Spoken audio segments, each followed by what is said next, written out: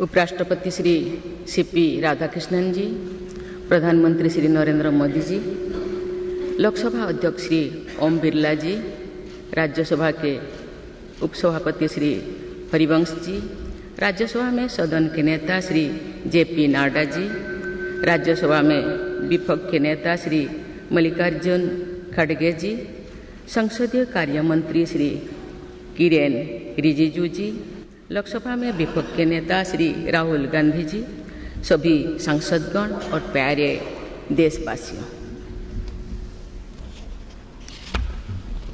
संविधान दिवस के ऐतिहासिक अवसर पर आप सबके बीच आकर मुझे हार्दिक प्रसन्नता हो रही है। आज ही के दिन 26 नवंबर 1949 को संविधान सदन के इसी केंद्रीय कक्ष में संविधान सभा के सदस्यों ने भारत के संविधान के निर्माण का कार्य संपन्न किया था। आज ही के दिन उस वर्ष हम भारत के लोगों ने अपने संविधान को अपनाया था।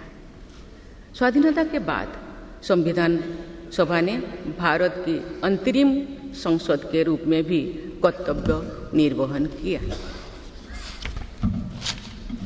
प्रारूप समिति के अध्यक्ष बाबा साहेब डॉक्टर भीमराव अंबेडकर हमारे संविधान के प्रमुख निर्माताओं में से थे। बाबा साहेब की 125वीं जयंती के वर्ष में यानी सन 2015 में 24 नवंबर को प्रतिवर्ष संविधान दिवस के रूप में मनाने का निर्णय लिया गया और निर्णय अत्यंत सार्थक सिद्ध हुआ है। आज के दिन पूरा देश भारतीय लोकतंत्र के आधार हमारे संविधान के प्रति तथा उसके निर्माताओं के प्रति आदर व्यक्त करता है। हम भारत के लोग अपने संविधान के प्रति व्यक्तिगत और सामूहिक स्तर पर आस्था व्यक्त करते हैं। अनेक योजनाओं के माध्यम से देशवासियों को, विशेषकर युवा वर्गों को संवैधानिक आदर्शों से अवगत कराया जाता है। संविधान दिवस से मनाने की परंपरा का शुभारंभ करने और उसे निरंतरता प्रदान करने की जितना भी प्रशंसा की जाए और कम। माननीय सदस्य संसदगण संसदीय प्रणाली को अपनाने के पक्ष में संविधान सभा में जो ठोस तर्क दिए गए थे वो आज भी प्रासंगिक है। विश्व के विशालतम लोकतंत्र में जन आकांक्षाओं को अभिव्यक्त करने वाली भारतीय संसद विश्व के अनेक लोकतंत्र के लिए आज एक उदाहरण के रूप में प्रतिष्ठित है। हमारे संविधान निर्माता चाहते थे कि संविधान के माध्यम से हमारा सामूहिक और व्यक्तिगत स्वाभिमान सुनिश्चित रहे। मुझे ये कहते हुए बहुत प्रसन्नता होती है कि बीते दशक में हमारे संसद ने जन आकांक्षाओं को अभिव्यक्त करने के अत्यंत प्रभावी उदाहरण प्रस्तुत किया है। संविधान निर्माताओं की अपेक्षाओं पर खरा उतरने के लिए मैं आप सभी सांसदों को बहुत बहुत बधाई देती हूँ। साथ ही कृतज्ञ राष्ट्र की ओर से मैं संविधान सभा के परम सम्मानीय सदस्यों की स्मृति में सादर नमन करती हूँ। हमारे संविधान की अंतरात्मा जिन आदर्शों में अभिव्यक्त होती है वो आदर्श है सामाजिक, आर्थिक एवं राजनैतिक न्याय, स्वतंत्रता, समता और बंधुता। मुझे ये देखकर हर्ष होता है कि इन सभी आयामों पर संसद सदस्यों ने संविधान निर्माताओं की परिकल्पनाओं को यथार्थ स्वरूप प्रदान किया है। हमारी संसदीय प्रणाली की सफलता के ठोस प्रमाण के रूप में आज भारत विश्व की तीसरी सबसे बड़ी अर्थव्यवस्था बनने की ओर तेज गति से अग्रसर है।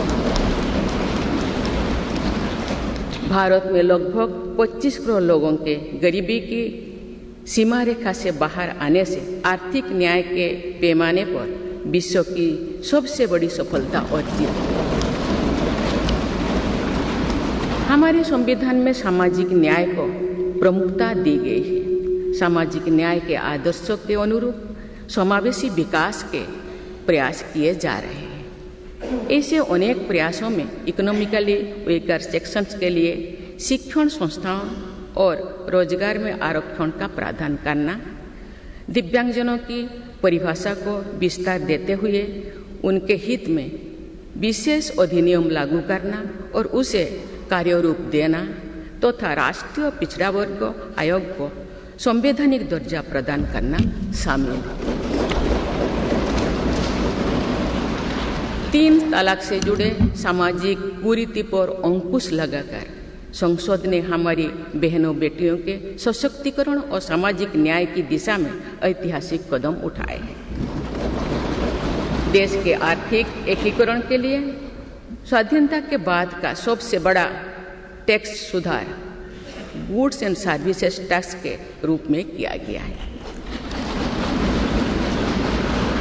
आर्टिकल 370 के प्रावधानों को निरस्त करके देश के समग्र राजनैतिक एकीकरण के मार्ग में बाधक बने हुए अवरोध को दूर किया गया। नारी शक्ति बंधन अधिनियम द्वारा वुमेन लीड डेवलपमेंट के एक नए युग आरंभ होगा। नारी शक्ति अर्थात मातृशक्ति के बंधन का हमारे संस्कृति में अत्यंत महत्वपूर्ण स्थान रहा है। इस वर्ष 7 नवंबर से हमारा राष्ट्रगीत वंदे मातरम की रचना के 150 वर्षों पूरी होने के उपलक्ष्य में देशव्यापी स्मरण उत्सव मनाया जा रहा है। ये स्मरण उत्सव भारत माता को समृद्ध, सशक्त और आत्मनिर्भर बनाने का संकल्प का अवसर है। मुझे विश्वास है कि इस राष्ट्रीय संकल्प की सिद्धि के लिए आप सभी सदस्यगण देशवासियों को दिशा और प्रेरणा प्रदान करेंगे। हमारा संविधान हमारी राष्ट्रीय अस्मिता का ग्रंथ है। ये हमारी राष्ट्रीय पहचान का ग्रंथ है।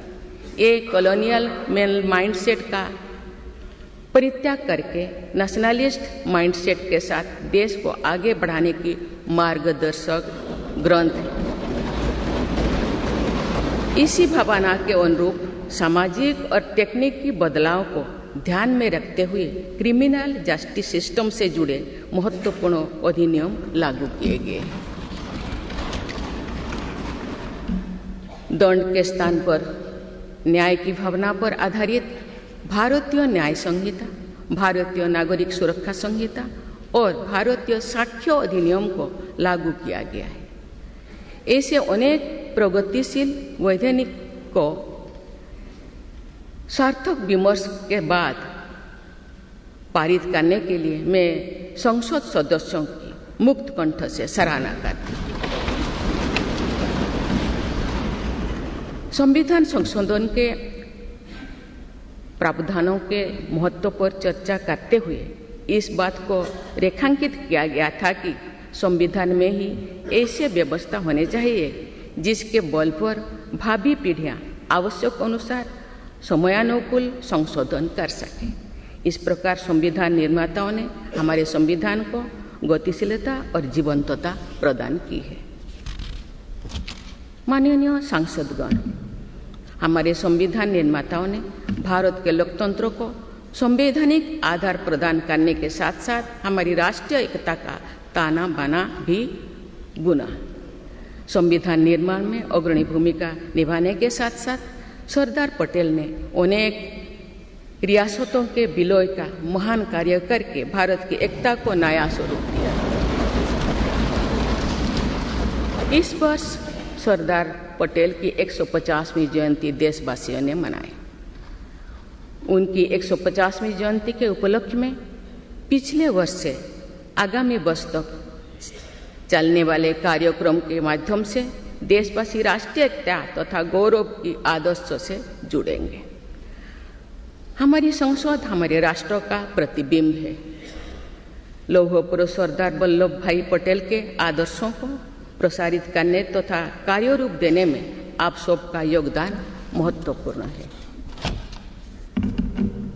जौन अभिव्यक्ति को परिलक्षित करने वाली हमारे संसदीय प्रणाली विभिन्न आयामों पर और अधिक मजबूत होती गई है।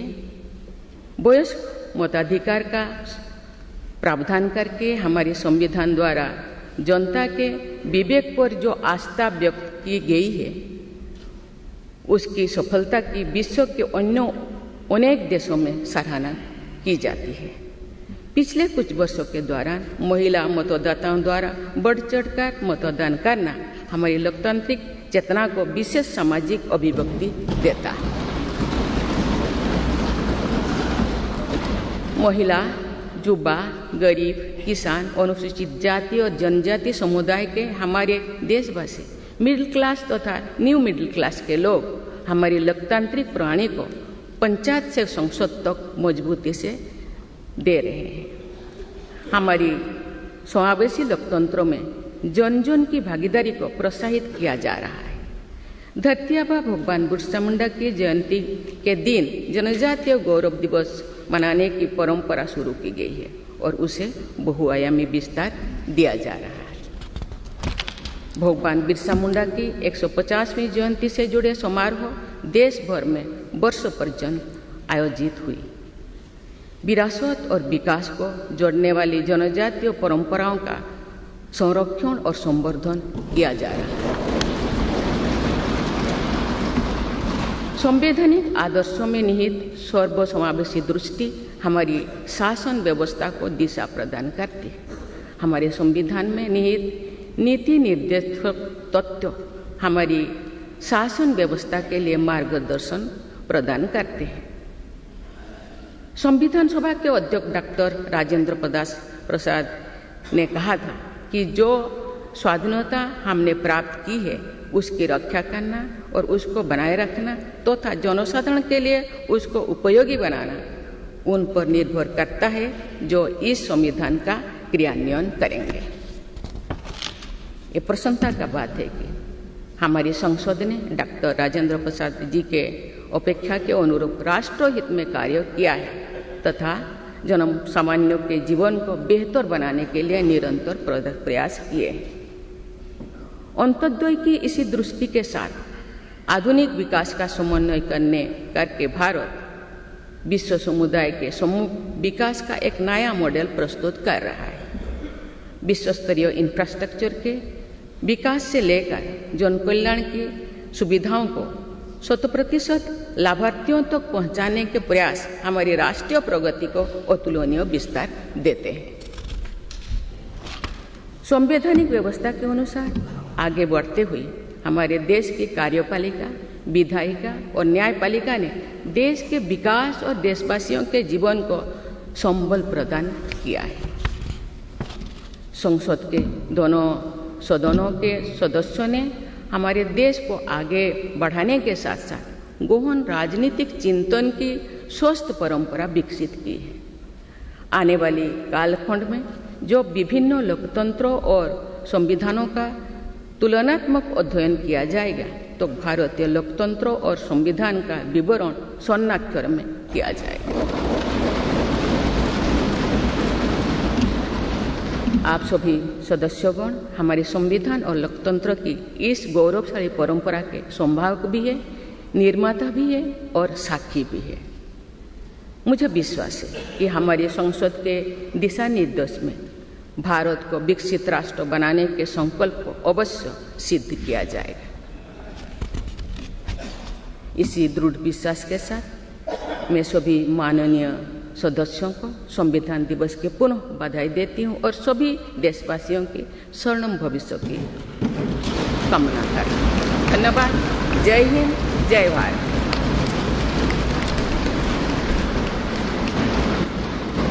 बहुत बहुत धन्यवाद माननीय राष्ट्रपति जी।